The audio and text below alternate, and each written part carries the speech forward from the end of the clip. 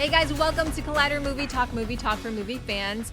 I'm your host, Ashley Mova, and this is the daily show where we give you all the latest news from the world of movies, plus some insight into what it all means. Leading off the show today is John Campia. Well, greetings and salutations, everybody. Welcome to the best damn movie-related show on the planet Earth, coming to you from right here at the Collider Video Studios here in Burbank, California, and my camera somewhere else today. And we are so glad you decided to make us a part of your day. Also here is John Schnepp. What's going on, everybody? Today we're gonna. Oh, hang on a second. Hey, what's up? Whoa! Hey. Also here, Jeremy Johns. Every time that happens, I can never actually springboard off the wrong camera thing because Schnepp always has it. You know what I mean? Also here is Mark Ellis. Because Jeremy Johns is a professional in every sense of the word. That guy knows how to look down the barrel of a camera. Over there. It's that way.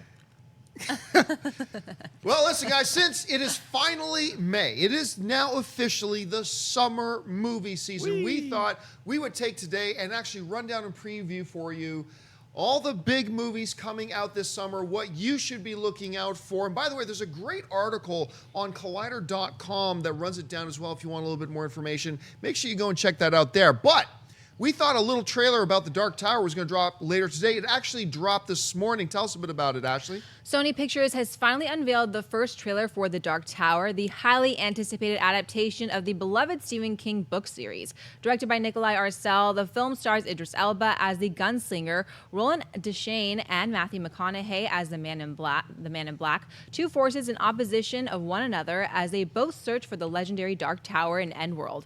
The film also stars Tom Taylor and Catherine Winnick and opens in theaters on August 4th. Yeah, look, this has been the topic of a lot of discussion lately. Where's the Dark Tower trailer? Where's the Dark Tower trailer? It's been a lot of people have been asking us about it, and it's finally here. And it was okay. I thought it was okay. I thought it was an okay trailer. It's just the first trailer, so I'm not going to get, just because I didn't love it, I'm not going to get worried about it. I'm still desperately looking forward to seeing this movie. And I thought the trailer was, look, obviously showing us Idris as the gunslinger, awesome. Seeing McConaughey as the Man in Black, awesome.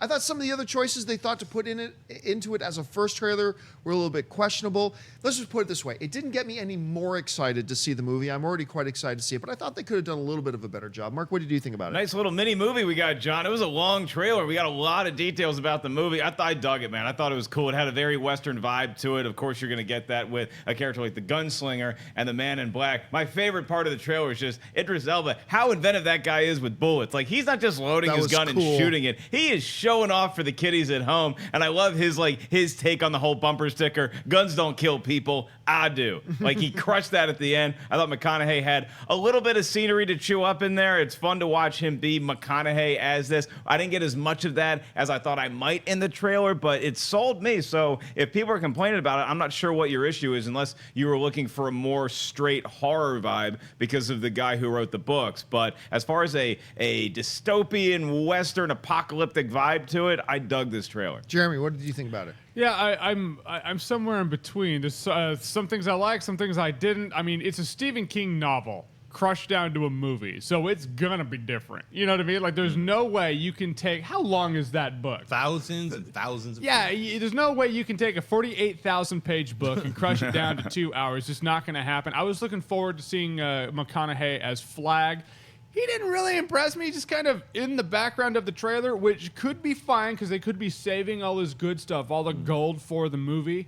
I'm fine with that. I like Idris Elba as the gunslinger. I love the fact that, man, he's not just showing off for the kids at home. He's teaching them how to shoot a gun right behind me in the picture right there. Bring the kids, folks. But I like dystopian futures. I like Stephen King's writing. I like the villain they have. But I'm 50-50. I'll have to see. I thought the poster, the teaser poster, was more intriguing than the trailer because if you look at it in the negative, the buildings in between the buildings is the Dark Tower. And I thought that was super rad. Very I thought creative. that was super creative, super subtle, and this wasn't any of that, but I was entertained watching the trailer. Shep. Yeah, I think it's well shot. It's got some really good actors in it, but it didn't feel like the Dark Tower to me, and it felt like I was missing, not a horror vibe, but just a Stephen King vibe, just in general. So whatever they did to adapt the Dark Tower, at least in this trailer, the adaptation didn't come with it. So it feels like Randall Flagg is played by Matthew McConaughey playing Matthew McConaughey. I didn't see any Randall Flagg in the role at all, except for an outfit, a guy dressed in black. don't get me wrong. There was cool scenes in it. I like the idea of the guy I refill bullets with my mind. It's probably going to be a really fun movie, but right now, for myself, having read a lot of Stephen King, I didn't get any kind of King vibe, and that was kind of what I was looking for. Also, having read the Dark Tower comics, so. All right, well, guys, it is summertime finally. With May 1st coming and going, it is now officially the summer movie season. And we got 25 films that we're going to run down to preview for you so you can get a little bit of an idea about what you're going to be looking forward to, what you're going to be marking down on your calendar as the ones you're really looking forward to. Like I said, we got 25 of these things to get through. We're going to fire through them, so Ashley, get us started. Coming out on May 5th is Guardians of the Galaxy Volume 2. First up, of course, is Guardians of the Galaxy Volume 2. The movie continues the team's adventures as they traverse the outer reaches of the cosmos. The Guardians must fight to keep their newfound family together as they unravel the mystery of Peter Quill's true parentage. Directed by James Gunn, the movie stars Chris Pratt, Zoe Saldana, Dave Bautista, Vin Diesel, Bradley Cooper, Michael Rooker, Karen Gillan, Pom Klementieff, Elizabeth Debicki, and Kurt Russell. It opens on Friday. Yeah, now we've already seen Guardians of the Galaxy Volume 2. You've heard us review it. Our review is up. If you want to see the full review, it is up right now on our channel. And we've got a spoiler review coming on Friday. Keep your eye open for that. But just quick summation. While I didn't think it was as good as the first Guardians of the Galaxy, it's still a worthwhile movie. It's fun. It's entertaining. It's one you're going to want to mark down on your calendar and go see. What do you think? Look at how cute that raccoon is, though. I mean, that raccoon is so cute, and he's also Rocket, and he's a badass. So I thought Drax was a standout in this. I thought the comedy chops that Bautista brought, as well as one good dramatic moment he has in there, too. He almost stole the movie for me, but I think that the adventure that you're on with Peter Quill, discovering his background in the universe and where his place in this galaxy was a nice addition to the Guardians universe. It wasn't as good as the first one, but I really enjoyed it, and the soundtrack is damn good. Not quite as ass-kicking as I wanted it to be, John, but it's going to be one of the better summer movie soundtracks. There's another movie we're going to talk about in a little bit that might have an even better soundtrack. Jeremy. I feel like I'm going to be the curmudgeon on the panel. It's like, look, I didn't hate the movie. There's enjoyment in this movie for sure. I'm just saying, like, the flaws for me outweighed the enjoyment. In the end, I walked out of the movie going, hey, if the movie existed or didn't, I don't. If it didn't have Marvel on it, it's like, how would I view the movie? And so I kind of judged it on that, not as part of a Marvel experience. I just wanted to judge it as a movie experience. And as a movie experience, I thought it was all right. You're right. The raccoon's cute. Cute. Well, I mean, Guardians of the Galaxy Volume 2 has got a really hard, thing to follow, which is called Guardians of the Galaxy, which blew everyone away. It's such a fun film. So when you have it at that high of a bar and you go in with those kinds of expectations, I would just say lower your expectations by a little bit. It's not as good as the first one, but I really enjoyed it. I laughed throughout the entire film. I had a great time. I thought there was a lot of pacing issues and a few story issues that didn't work for me and that were clunky, and I felt like sometimes the humor outweighed the dramatic moments that should have been there. Mm-hmm. They kept throwing these jokes in there that I thought were funny, but sometimes there was just a little bit too much of it. That was my opinion, but it didn't ruin the film for me. I came out just saying, wow, I can't wait to see it again when it comes out. It was a fun sequel. I'm looking forward to the third one. So in no way, shape, or form was like, did I think it sucked? But it can't equal the first one. So that's all I could say about it. All right, what's next? Coming out on May 12th is King Arthur, Legend of the Sword. When young Arthur's father is murdered, Vortigern Jude Law seizes the crown. Robbed of his birthright, with no idea who he truly is, Arthur, Charlie Hunnam, comes up the hard way in the back alleys of the city. The movie is directed by Guy Ritchie and also stars Djimon Hounsou and Eric Bana. It opens on May 12th. There are two words, I should say, that are the reason that I have been looking forward to this movie. And those two words are Guy Ritchie. I am a big fan of Guy Ritchie and his style. We saw the movie last night, and I want to be there's a review embargo in place right now, so I want to be very careful what I do and do not say. All I will say is this right now. The movie is better than I thought it would be. I walked out enjoying it. I think this is one you need to make some room on your calendar to go see, because I know the trailers didn't blow anybody away. They didn't blow anybody away. Trust me, go and see it. Hey, Jeremy. Yeah, I'm hoping Dark Tower kind of King Arthur's me, where it's like, the trailer's all right. Oh, what? I mean, it's with embargo, I'm trying to walk a line here, but I agree. It's like the Guy Ritchie isms didn't detract from the King Arthur story. They actually thought it added to it. Yeah, it's a new thing. They tried to make that Clive Owen King Arthur a while ago. We're like, King Arthur's going to be super real. This one's like, there's a lot of magic and beasts. It's like the most magical King Arthur that I've seen. Enjoyed it. Schnapp, you haven't seen it yet. Your anticipation of it. like you said, the trailers did not blow me away. I'm a giant Excalibur fan, so I'm like, that's what it has to measure up to for me.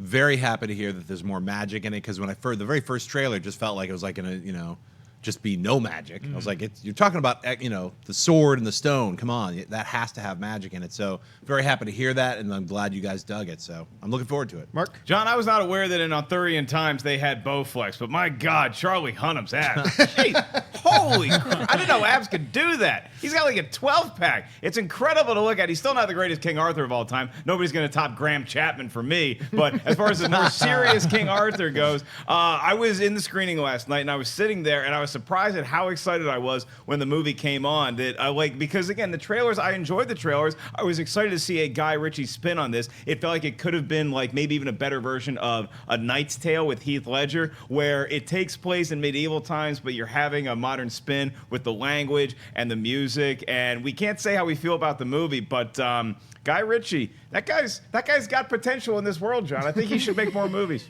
All right, what's next? Also coming out is Snatch. Dumped by her boyfriend on the eve of their vacation, impetuous dreamer Emily Middleton persuades her cautious mother, Linda, to accompany her on an exotic getaway to South America on a wildly outrageous and dangerous jungle adventure. Directed by 50/50's Jonathan Levine, the movie stars Amy Schumer and Goldie Hawn and opens on May 12th. Also opening on May 12th, across from King Arthur, of course. Look, I like Amy Schumer. Trainwreck was one of those really nice, pleasant surprise comedies for me that I wasn't expecting much out of. I had a lot of big laughs in it. Unfortunately, I'm going into this movie the same way I went into Trainwreck. I don't have a lot of expectations with it. The trailers have done nothing for me, like at all. So I can't say this one's high on my list, but maybe it'll surprise me like Trainwreck did. Schnepp, what about you? It's pretty medium on my list. The only reason I do want to see it is because of Trainwreck and what Amy Schumer did in that film. So that's why, because I thought the trailers sucked, to just be honest with you. I thought they were horrible. Felt like it was like one of those really bad 80s R-rated films that just sucked.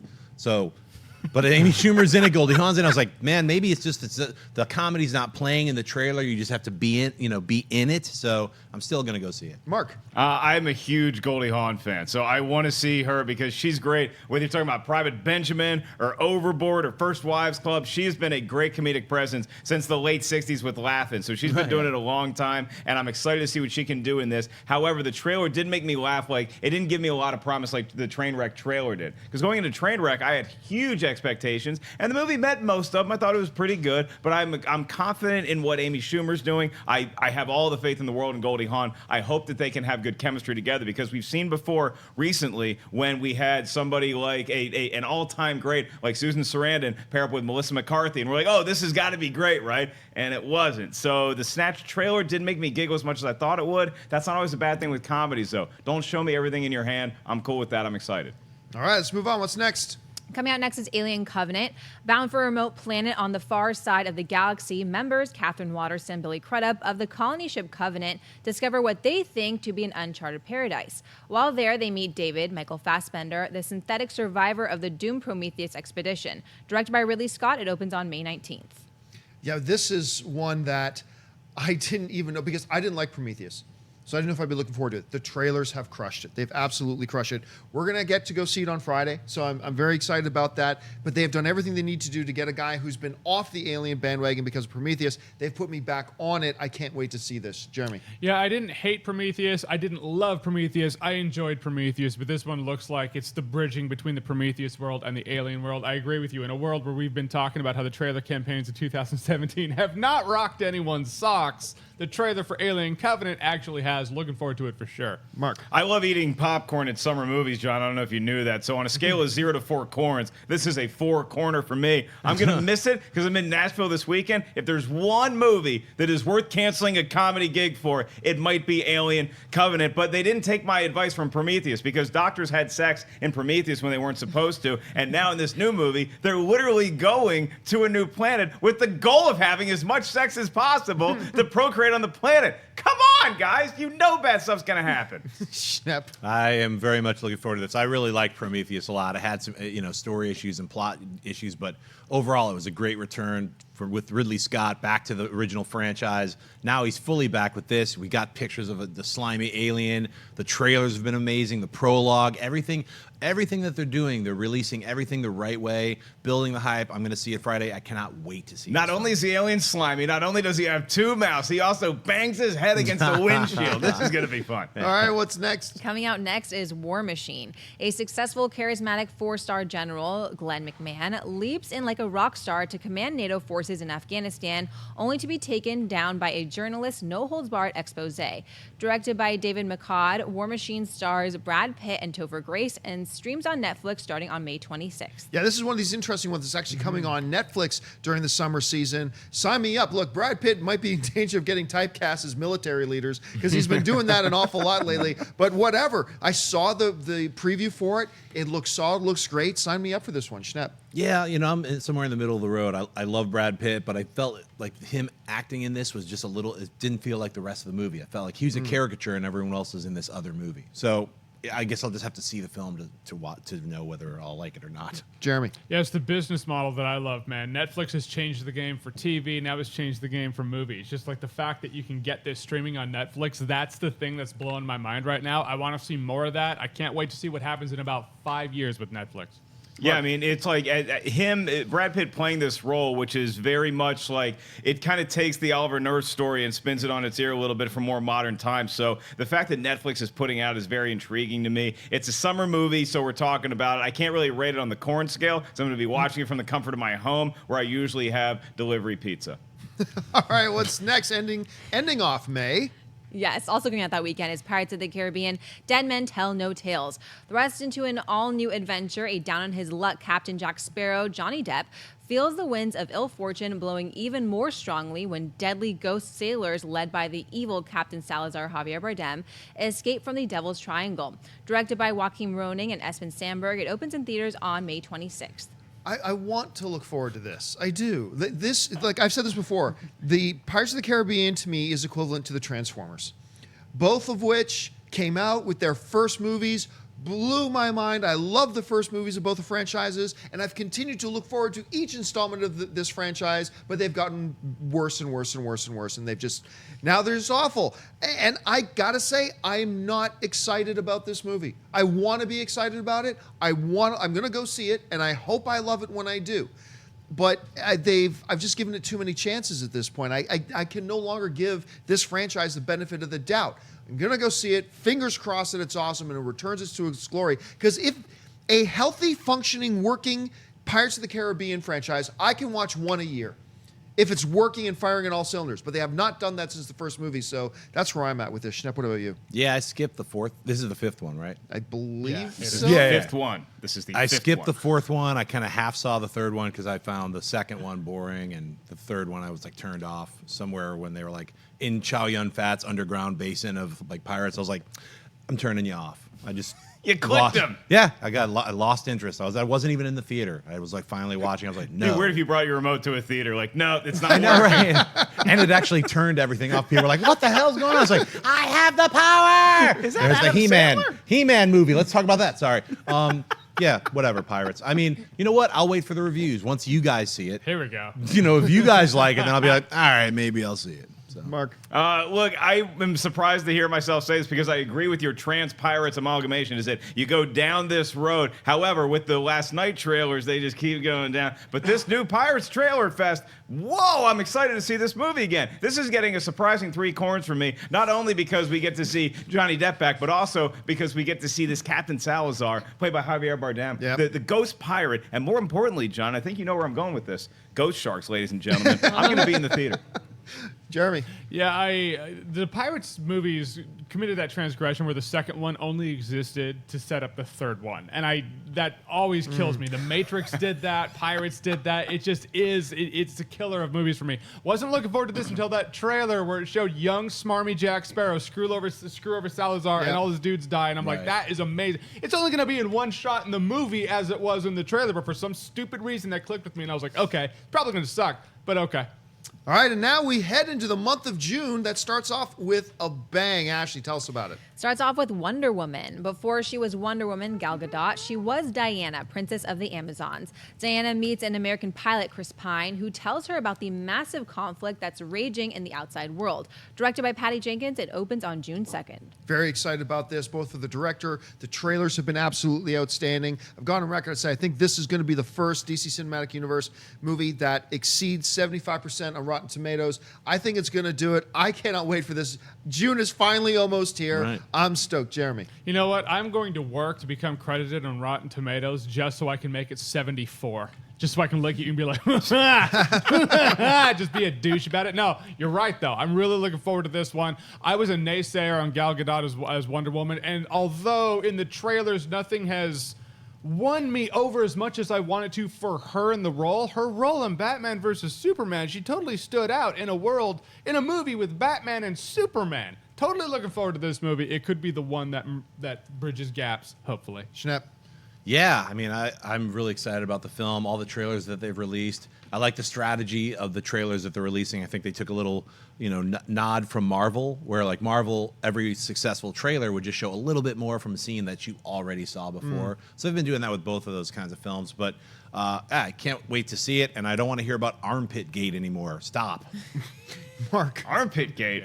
Woo, that sounds intriguing. Johns, let me tell you something. You want to be on Rotten Tomatoes, with great power comes great responsibility. I'm the guy that voted for Sucker Punch. I'm one of the 23% on there. I don't think I'm going to be in the minority with Wonder Woman because I am over the moon about this film. It's a four-corner, and it's because I have a lot of faith that the DCEU, even if this isn't the movie that's going to turn the tide around and we're going to finally have nothing but great movies from now on, it appears that they got to go off and they allowed Patty Jenkins to make the movie she wanted to make as opposed to just another Justice League setup film, which is some of the fear that Jeremy probably has, where you're just setting up this character for a new adventure with all the other characters we know and love. Wonder Woman was one of the saving graces of a post-Martha Batman v Superman, so I'm excited to see what she can do in her full movie. Very pumped about this one. All right, so we go from a fourth film in a big franchise to the first film in a brand new franchise also in June. Ashley, what is it? It's The Mummy. Thought safely entombed in a crypt deep beneath the desert, an ancient princess is awakened in the modern era, bringing with her malevolence grown over millennia and terrors that defy human comprehension. Directed by Alex Kurtzman, The Mummy stars Tom Cruise, Russell Crowe, and Sofia Boutella. It opens on June 9th.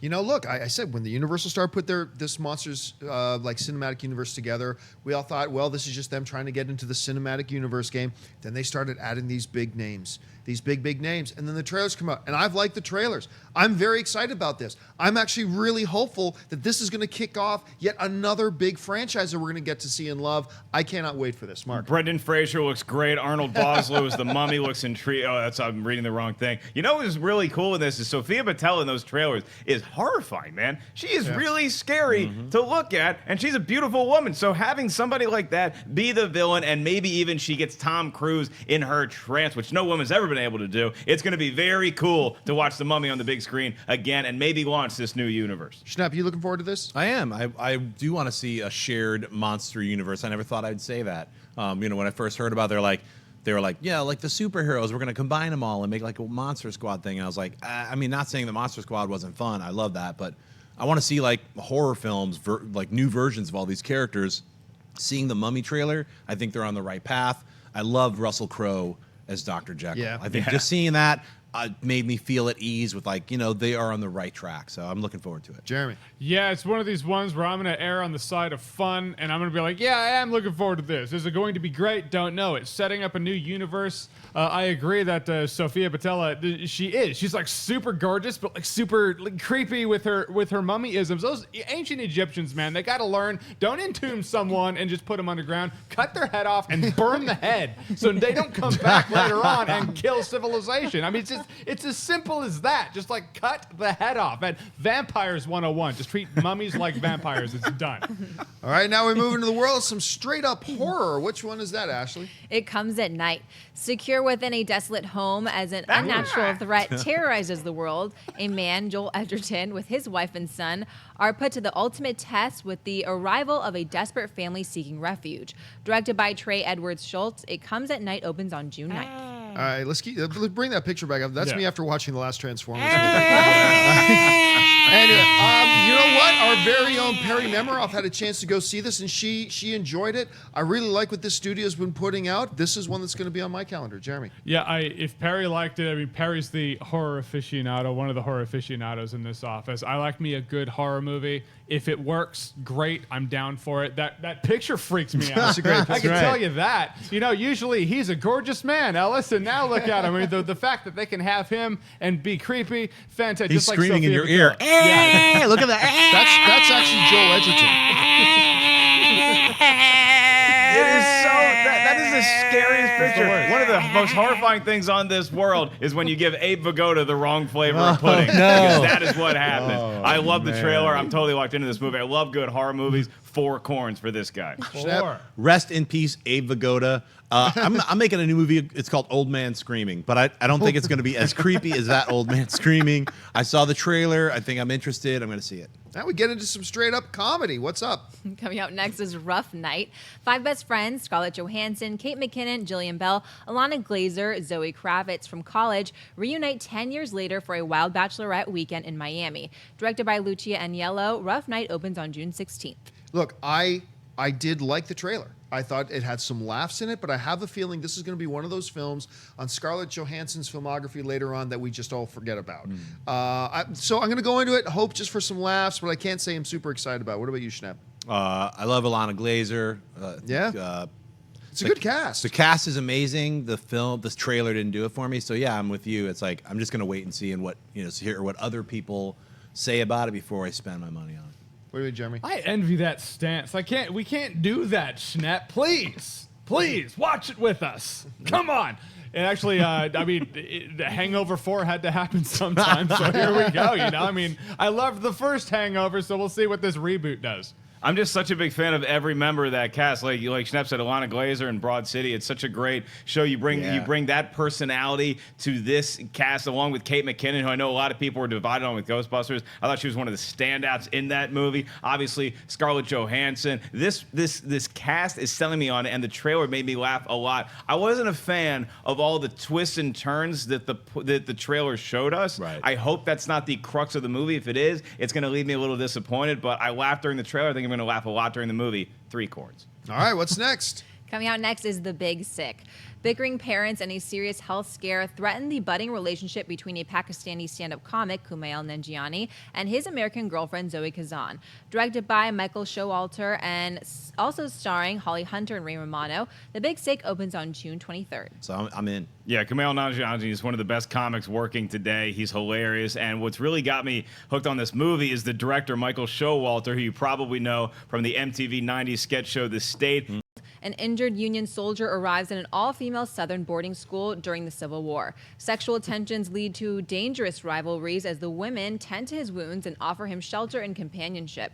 Directed by Sofia Coppola and starring Nicole Kidman, Colin Farrell, Kirsten Dunst, and Elle Fanning, it opens in theaters on June 23rd. Tend to his wounds. Is that what they're calling it now? I know. Look, I would have been really excited about this movie, except this trailer showed me every plot beat. I feel like it showed me every plot beat right up to the conclusion. So I mean, I really don't know where I put this on my expectation level. I'm curious about the movie. I'll leave it at that. The trailer really soured it for me because the first half of the trailer I was right on board, and then they just kept showing you more and more and more. It's like, and here's the conclusion to the third act, everybody. So it really soured my enthusiasm for it. But I'm curious about it. Really is a new spin on that old joke. Like, okay, I'm going to spend the night at this farmer's place, but you can't sleep with my daughter. Colin Farrell, according to the trailer, sleeps with everybody. Like, what if you're injured and people are taking care of you? Just sleep with one of them. Just sleep with one of them and form a relationship. Don't go banging everybody, because then they're going to wreak revenge on you, and it's not going to look good for you. That's Colin. very hypocritical because I know you've done that several times. Once or twice or 5. Jeremy. Tom Cruise, that's what I'm going to call you. Putting the ladies on cruise control, Ellis. How dare you? But I feel like this premise was in the tough spot of, okay, if we show a little bit enough to intrigue people, the movie's going to look like some boring romance. If we show them that it's a thriller, I agree with you. The trailer showed way too much. It was somewhere in the middle that they could have done. They went a little past it. The movie looks creepy. It looks intense. I do like that, but I agree with you. Showed me a bit too much in the trailer. Thankfully, I've not seen the trailer, and now I will not watch the trailer because I like Sofia Coppola. I like everyone in the cast. The premise, I'm beguiled. I'm seeing the movie. I'm not watching the trailer. All right, we got an Edgar Wright film coming up now. We do. It's Baby Driver. Talented getaway driver Baby Ansel Elgort relies on the beat of his personal soundtrack to be the best in the game. After meeting the woman, Lily James, of his dreams, he sees a chance to ditch his shady lifestyle and make a clean break. Directed by Edgar Wright, Baby Driver also stars Kevin Spacey, John Hamm, and Jamie Foxx, and opens on June 28th. I was already sold just because it's an Edgar Wright film. I got extra sold because of the cast, and then the trailer dropped. Boom, it solidified it. This is one of my most highly anticipated movies this summer. I cannot wait to watch this. This is a movie I was talking about. The could rival Guardians of the Galaxy Volume 2 in soundtrack terms. I think it's going to be a lot of fun as well. Kevin Spacey looks menacing. Jamie Foxx looks hilarious. And Ansel Elgort, that kid's going to be a star. Schnapp. Yeah, I love the trailers. I think it looks fun. All the trailers I've seen so far have got me excited to see the film. It definitely screams Edgar Wright. I'm very excited to see this. It's going to be a breakout from his regular kind of films, so I'm looking forward to it. Jeremy. And the parrot says you're right. Edgar Wright sounded great. The trailer looks great. I love the fact that Ansel Elgort's kind of breaking out like, all right, I'm not just going to do tween romances. I can do other stuff. He looks awesome in this movie. Movie looks great. And one more film to talk about in the month of June. It's Okja. A girl risks everything to save a massive animal from a multinational company. Directed by Snowpiercer's Bong Joon-ho, the movie stars Jake Gyllenhaal, Tilda Swinton, and Lily Collins, and starts streaming on Netflix on June 28th. Another entry from Netflix. You got the Snowpiercer, a little bit of a reunion there between filmmakers and cast and stuff like that. It's a fascinating sounding thing. I know very little about this film at this point. I've not seen any footage, not seen any trailers, but as a premise, it's one I'm going to have on my radar now. Schnapp, what about you? Yeah, Tilda Swinton. I'm Yeah, there. enough said? Yeah, that's it. I'm seeing it opening night. Jeremy. It took me a minute to realize that was Tilda Swinton. I mean, it just kind of freaks me out. She That's has one Jake of the- Gyllenhaal. Yeah. That's- My bad. My mistake. movie. No, but again, with the Netflix, it's they're just getting more and more stars, and in 5 years, it's going to take over the world. You intrigued me with director of Snowpiercer. You hooked me when I don't have to leave my house. You guys want to come over? $5 tickets. All right. How many corns? 3 corns. All right, guys, now listen, before we move into the month of July, I do just want to remind you about a couple things. First off, TV Talk, our show here talking about TV, this week has been daily, Monday through Friday. It's going to be daily. A lot of you guys have already been checking out and giving us a lot of really great feedback. Please keep watching it. A new episode dropped this morning. You don't have to watch it live. It does go live at 8 a.m. Pacific Standard Time, 11 a.m. Eastern Standard Time, but you can watch it afterwards as well. Keep watching as we experiment with this show as a daily show. Now, it'll go back to weekly next week, but, you know, if we get the type of results that we're hoping for, and if you guys approve of it, we'll probably take it weekly or daily on an ongoing basis. So please make sure you check it out and give us your feedback on that. I also want to remind you that Awesome-tacular, new episodes with Jeremy Johns, launches every Friday. New episodes there. You want to check that out.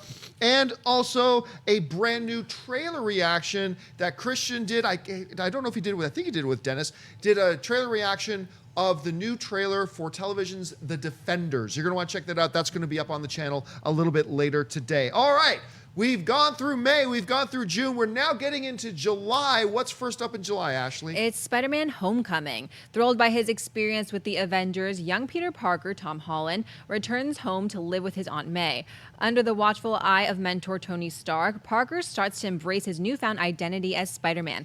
Directed by John Watts, Homecoming also stars Michael Keaton, Zendaya, Jon Favreau, Donald Glover, Marissa Tomei, Robert Downey Jr., and hits theaters on July 7th. Look, we all would have been excited about a brand new Spider-Man. Anyway, brand new Spider-Man in the Marvel Cinematic Universe, even more. Brand new Spider-Man movie within the Cinematic Universe after seeing Tom Holland in Captain America Civil War. And look, the trailer was great. It did feel a little bit about, you know, Iron Man 4, but whatever. I think they're going to use that to their advantage. They're going to have a lot of Tony Stark in that movie, and that's fine. But I still think it's probably going to be centered on Tom Holland, even if the marketing's not. You got to do things with marketing to get as many butts in the seats as possible. Get them sold on this new kid as Spider-Man and then move forward.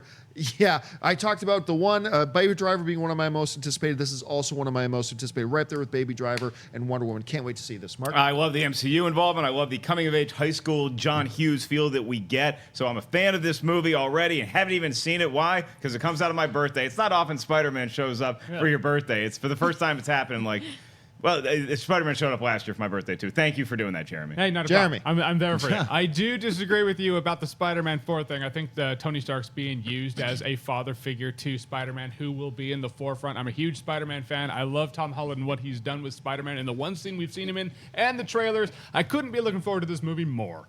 Schnapp? Yeah. I can't wait to see it. That's all I got to say. And no Nickelback. No Nickelback in this movie. None. Are you still sore about that? Yes, I'm still sorry about that, John. Damn it. It was the Upside Down Kiss. I thought it was in 2. All right. What's next? Also coming out that weekend, a ghost story.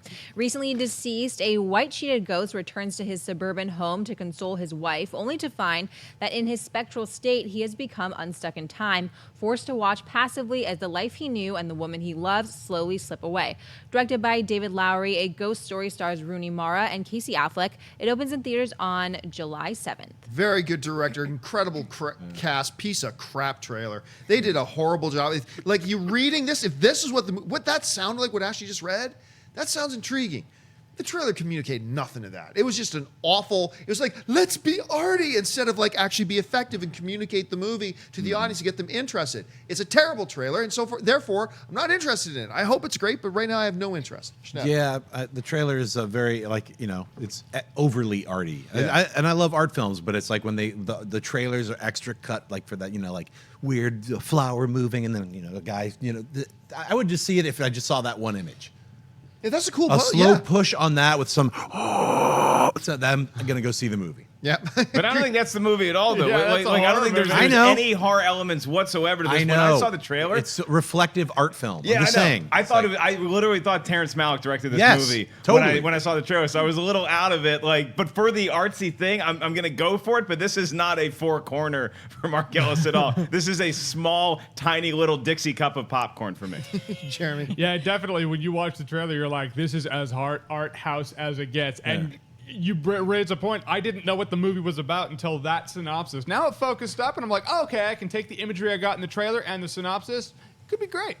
All right, what's next? It's War for the Planet of the Apes. Woo! Caesar, Andy Serkis, and his apes are forced into a deadly conflict with an army of humans led by a ruthless Colonel Woody Harrelson. Directed by Matt Reeves, the movie is set to hit theaters on July 14th. One of the rare situations in Hollywood where a sequel was even better than the original, and it looks from the trailer, it's only going up, up, up. Cannot wait for this.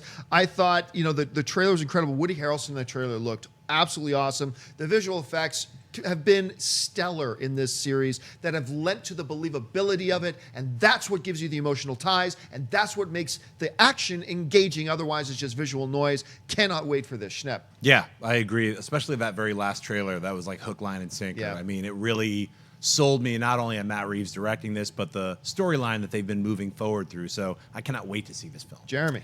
If this lands, it could be one of those great movie trilogies. Granted, I know there's going to be more than 3, but there's something about a trilogy. If the trilogy's good, then you don't have to actually count the other ones if they suck. Right. It could go there. I agree. The new trailer was amazing. So This is very simple for me too, Jeremy. Can we put that picture back up? Just 2 quick questions. Okay, so what's the creature on top?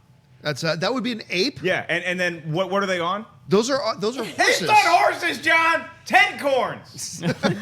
All right, a big one from Christopher Nolan is up next. Which one's that? It's Dunkirk. In May 1940, Germany advanced into France, trapping Allied troops on the beaches of Dunkirk. Under air and ground cover from British and French forces, troops were slowly and methodically evacuated from the beach using every naval and civilian vessel that could be found.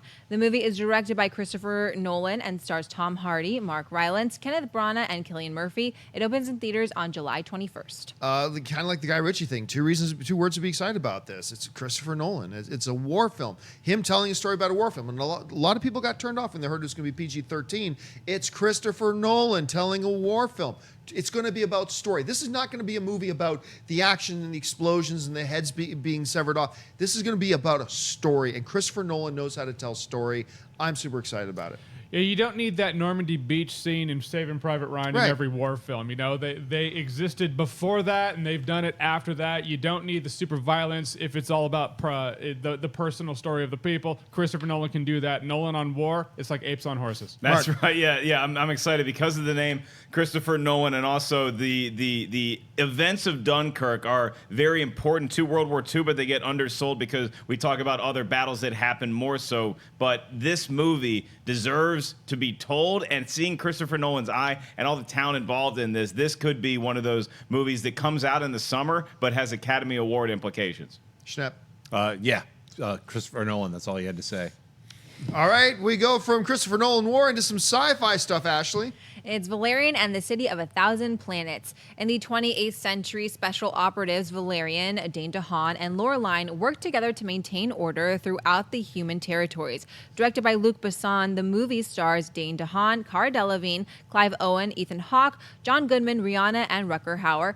It debuts in theaters on July 21st. Nope. Oh. Nope. Terrible trailers. Awful. Not interested. Schnepp. Yep. Gonna see it opening night. Totally interested. I love the trailers. Jeremy. I'm not as hard as you, but I'm not looking forward to it either. It's like, I mean, if I had a nickel for every time a really cool looking sci-fi let me down, yeah, no. If you got a nickel back for every time If you I had an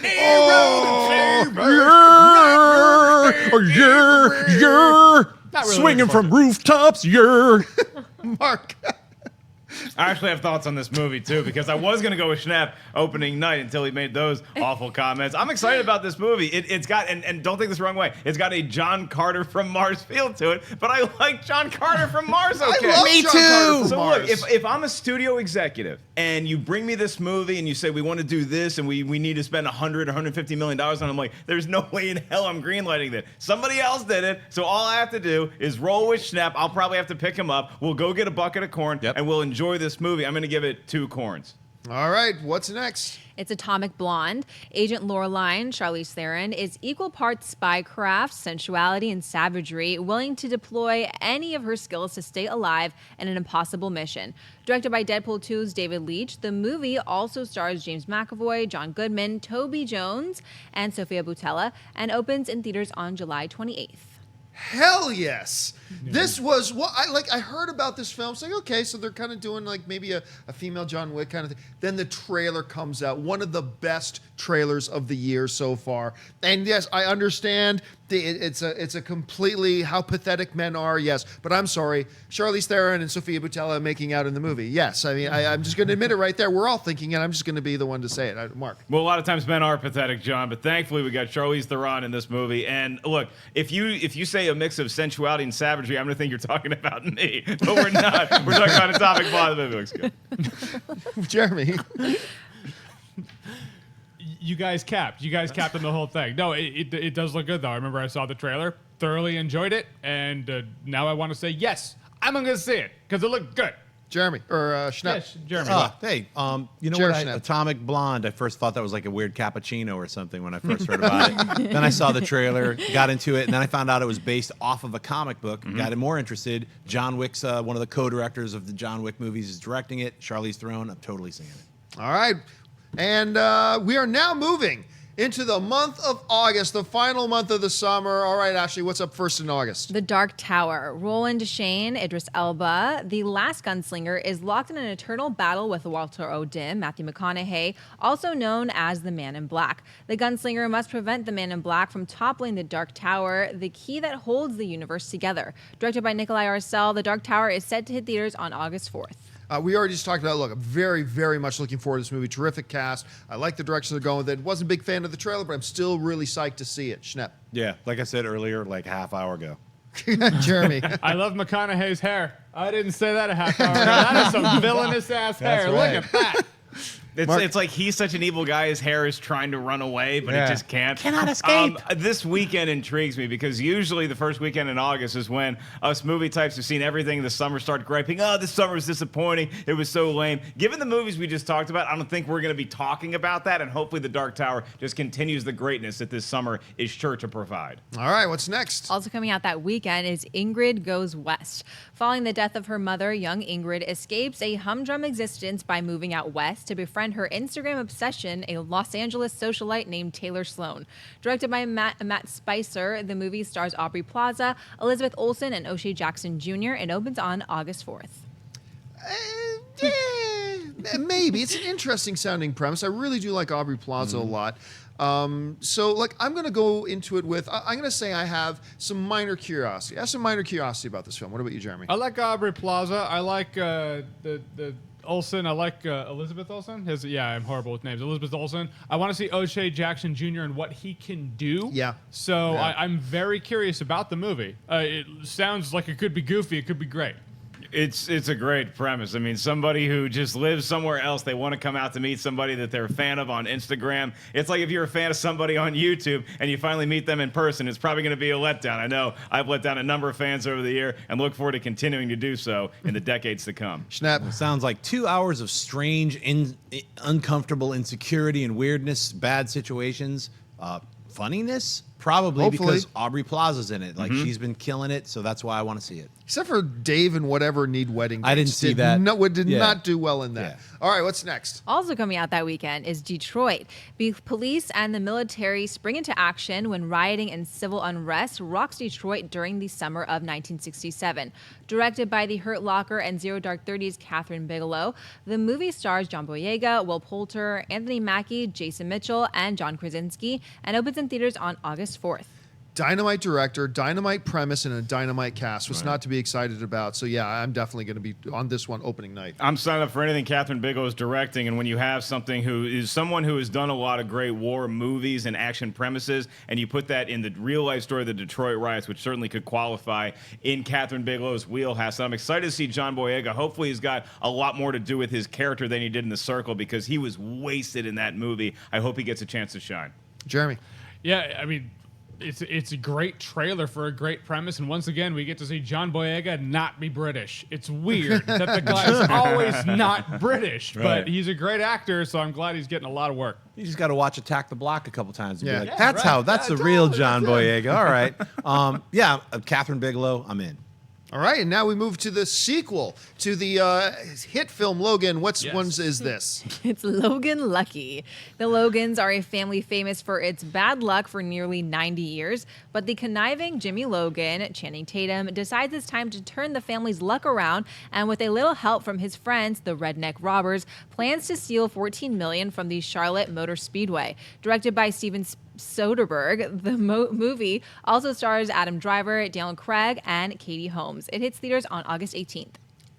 This sounds like it should be directed by Guy Ritchie, but Steven Soderbergh's directing. It sounds this sounds amazing, Yeah. and this is an incredible cast. I am completely on board for this. Sounds like it could be fun and hilarious all at the same time. Schnapp, what about you? It's the first time I've heard of it. We're reading this synopsis, and Steve Soderbergh, hell yeah. The cast, amazing. I can't wait to see it. Jeremy. Yeah, I love the fact. I was looking, I was like, is that Driver? Is that Kylo Ren? Oh, awesome! I love the fact that these Star Wars guys are not. It's not so. It's either not so easy to get typecast as it used to be, or they're just playing the cards right, and they're not as typecast as they would have been like 20 years ago doing a Star Wars movie. So I love that they're getting work, and Soderbergh doing this premise. Yes. Yeah, Soderbergh always has great cast, and if you give me the Redneck Robbers, I'm going to tell you this is the Ellis Family Thanksgiving. This is something I'm all for. Maybe this is the movie that closes out the summer right. All right, and we head into the final film on our list, ending out August. Which one is that, Ashley? It's Death Note.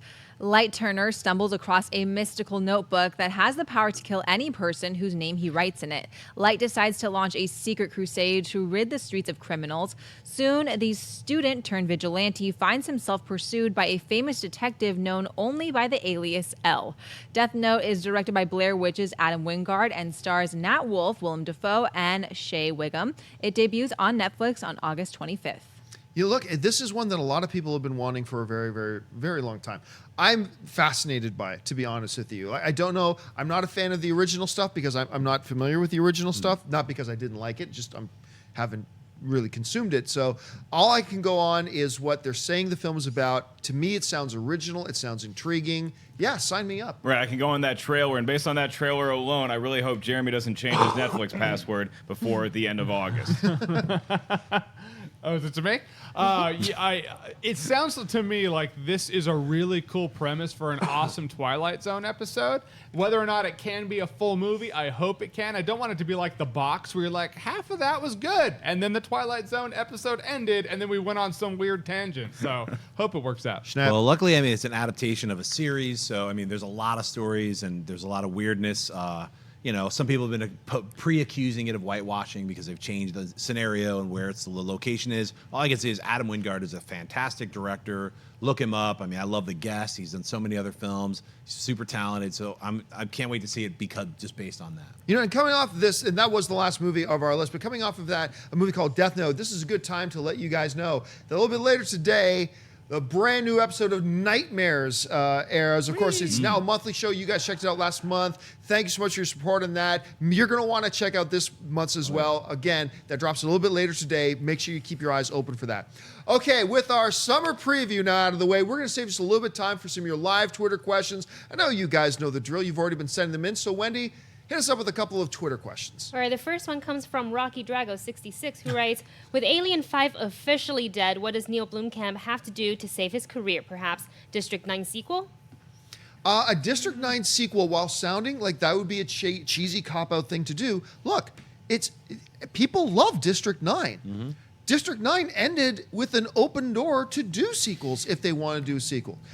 Look, when Vin Diesel's career started to sputter a bit, he went back to Fast and the Furious. He went back to what worked. When Stallone's career started stuttering a bit, he went back to Rambo. He went back to Rocky.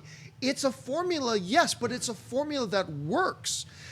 Neil Blomkamp, I was not a fan of Elysium. I was not a fan of Chappie at all. But the dude clearly has talent. Get him back to something like a District 9 just so he can get his footing again with the audience, get people excited about his films again, then do another smaller original film of his own. I actually think it would be the right move for him to do. Jeremy, what do you think? I'll bring up Shyamalan. You know, when Shyamalan took a dip, he was rising, took a dip. What did he do? He's come back to Unbreakable. He's doing Glass. Everyone's super pumped about it. He's doing an Unbreakable sequel. I think if he does a sequel to District 9, I think it would be the same premise. And you guys, man, send in those Twitter questions because Rocky Drago gets picked every time. Because damn it, you asked some good questions, my man. Yeah. Snap. Well, you know, I don't want to see a District 10. I want to see another original from Neil Blomkamp. In fact, I'm glad Alien 5 got canceled. I think he's really good with coming up with certain filmmakers who are writer-directors and actually, hey, look, you say what you will about Chappie. I think District 9 is an incredible film. It's one of my favorite science fiction films, and he's an original voice. So I want to see him return back to his kind of style, his design, his writing, his directing. I know for a fact he's actually working on several science fiction projects. Ooh. I can't talk about them, but doesn't matter about Alien 5. Just wait till you see what he's got going on. Yeah, I think District 9 is incredible. I also think Elysium is incredible. I don't want to see him go back to either one of those universes. I'd rather see something new and original from it. And if we can't get an original idea from Blomkamp, or maybe he does do that smaller film like what Shyamalan did with The Visit, and it gets him just back to making a par, and then he can go on to another huge project, which I would like to see either be Halo, finally. If we can get video game movies turned around, we can have a Halo flick, or just sit back and wait for the Alien Covenant to be good, for the new Predator movie to be good, and then Neil Blomkamp can do a new Alien versus Predator. You see what I did there? But the one thing to keep in mind, too, here, though, is this. There's two parts of the equation. It's not just Neil Blomkamp doing it. It's a studio being willing to let him do it and give him money to do it. And that's part of at least my rationale for thinking, hey, be open and willing to do another District 9, because the studios will do that. And if you knock that one out of the park, now all of a sudden studios will be a lot more open to letting you try some of your original stuff. I see, because I agree with you, Schnepp. I want to see him doing more of his original stuff. But District 9 is original. Oh, it's completely original. I'm saying yeah. if he did District 10, I wouldn't be mad at him. I'm just saying, you know. And I wouldn't necessarily want a District 10 before his other original stuff. I just think doing a District 10 opens the doorway to allow us to get more of those original things. I agree. It's a reset button that he might need. Exactly. Yeah. All right, let's take one more question today. All right, this one comes from Jamie17_, who writes, thoughts on the Josh Gad / Penguin rumors?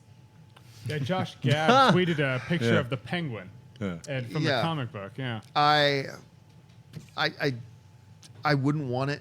I wouldn't want it at all. Look, my understanding, my perception of the Penguin got radically transformed by No Man's Land. I believe that was, what was the name of the thing when Gotham got hit by the earthquake? that was No Man's Land. It wasn't No Man's Land. That was No No Man's Man's Land. Okay, yeah. They had a bunch of the whole city became quarantined by the government, became whatever. Yeah. And the portrayal of the Penguin in that series became my de facto Penguin, really. It's really what I now think of as my favorite rendition of the Penguin. It's not even the biggest or hugest of roles that he plays in that, but I absolutely love the way they used him. Josh Gad, I'm actually becoming a big Josh Gad fan recently, as a matter of fact, but that type of a Penguin I don't want at all. So I hope it's not the case, and I don't think it's necessarily the case. I know, what do you think?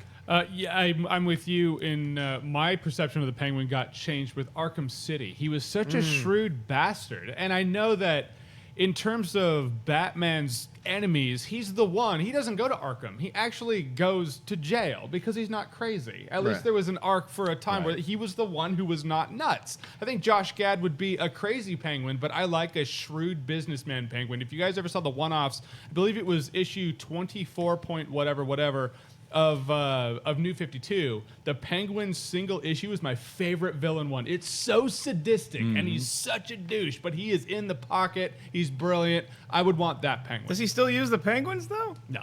Well, then why is he called the Penguin?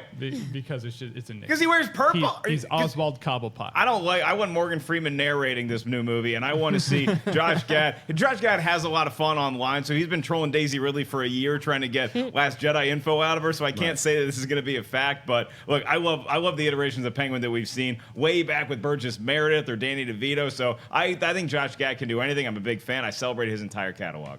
If he's being coy about being cast in the Matt Reeves The Batman, or if he's going to be in Gotham City Sirens, or if he's going to be playing the Penguin in one of these movies that is coming up, Suicide Squad 2, Deadshot, who knows? I don't mind him being cast as the Penguin, but I'm with you. I don't want to have a jokey Penguin. I would like to see a crime boss, and I think casting someone who looks penguinish, like how you perceive the Penguin, he's got to be a little chubby.